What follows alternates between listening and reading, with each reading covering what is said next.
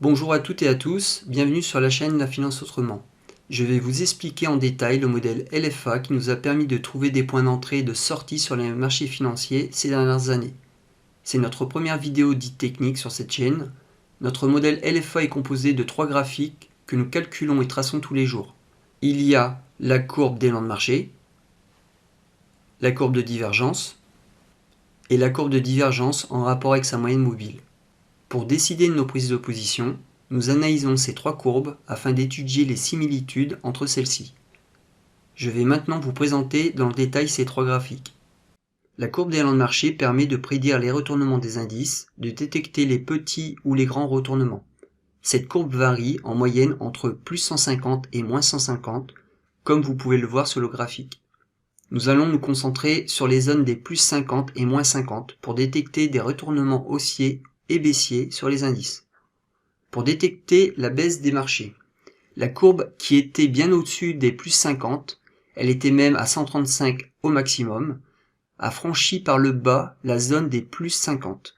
Comme c'était le cas avant la première vague Covid, ici les deux détections en rouge du 17 février 2020 et du 17 novembre 2021. Il est important, nous le verrons juste après, nous avons eu une détection sur notre courbe de divergence confirmant une nouvelle tendance baissière à venir pour ces 2 points.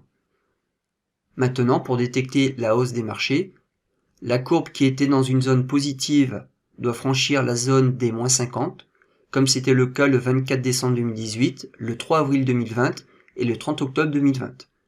Nous ne prenons pas en compte la fin de la courbe, car elle est spécifique, avec une baisse sous les moins 100, nous le verrons juste après. Depuis la création de cette courbe, il y a eu 3 points de retournement haussier, en vert, et 2 points de retournement baissier comme nous venons de le voir. Je vais maintenant vous présenter la matérialisation de ces 5 points de retournement sur l'indice du SP500.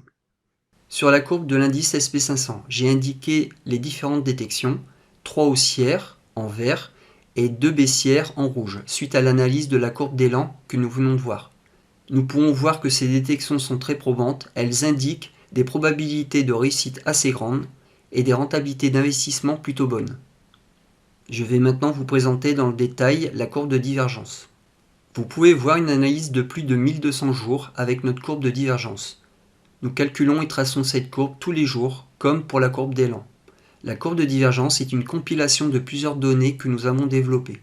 Nous pouvons voir ici les divergences qui se matérialisent entre la courbe de divergence en bleu et l'indice Dow Jones en orange.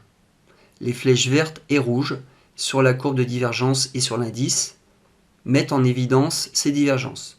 Vous pouvez voir que les flèches sont dans une orientation opposée. Cela indique la divergence et montre qu'il est en train de se passer quelque chose sur les indices. Pour cette courbe, il y a eu 5 divergences baissières.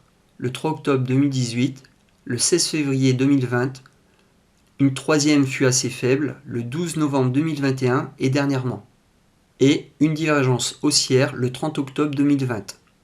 Je vais maintenant vous présenter la matérialisation de ces points de retournement sur l'indice du SP500. Nous pouvons voir comme pour la première fois que ces détections sont très probantes, elles indiquent des probabilités de réussite assez grandes, mais ce n'est pas terminé. Je vais maintenant vous présenter dans le détail la courbe de divergence en rapport avec sa moyenne mobile.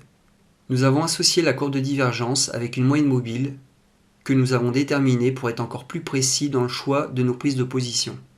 En bleu, la courbe de divergence que nous avons vue précédemment, en orange, la moyenne mobile que nous avons définie, en noir, l'évolution de l'indice Dow Jones. Nous pouvons voir ici des franchissements de la courbe bleue, soit au-dessus ou en dessous de la moyenne mobile, en orange. Ces franchissements alertent que des retournements sont en train de se préparer, ce qui est très important pour timer les positions acheteuses ou vendeuses. Pour cette période, il y a eu 4 détections baissières, le 3 octobre 2018, le 19 février 2020, la troisième du 15 juillet 2021 fut assez faible, et surtout le 22 novembre 2021. Et 2 grandes détections haussières, le 15 janvier 2019 et le 28 avril 2020. Je vais maintenant vous présenter la matérialisation de ces détections sur l'indice du SP500. Nous voyons que c'est le même constat que pour les 2 courbes précédentes. Je vais maintenant vous présenter une synthèse des détections sur l'indice SP500 en rapport avec les trois courbes que nous calculons. Pour les retournements haussiers, en A, B et C, deux détections pratiquement au même moment sur deux courbes. Pour A, le 24 décembre 2018 et le 15 janvier 2019. Pour B, le 3 avril 2020 et le 28 avril 2020. Pour C, le 30 octobre 2020, au même moment sur les deux courbes. Pour les retournements baissiers, en Q, deux détections le 3 octobre 2018, au même moment sur deux courbes. En R et S, trois détections pratiquement au même moment sur les trois courbes.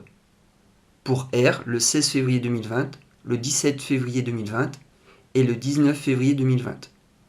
En S, le 12 novembre 2021, le 17 novembre 2021 et le 22 novembre 2021. Nous voyons que les dates sont très rapprochées. J'espère que vous avez apprécié cette analyse. À bientôt!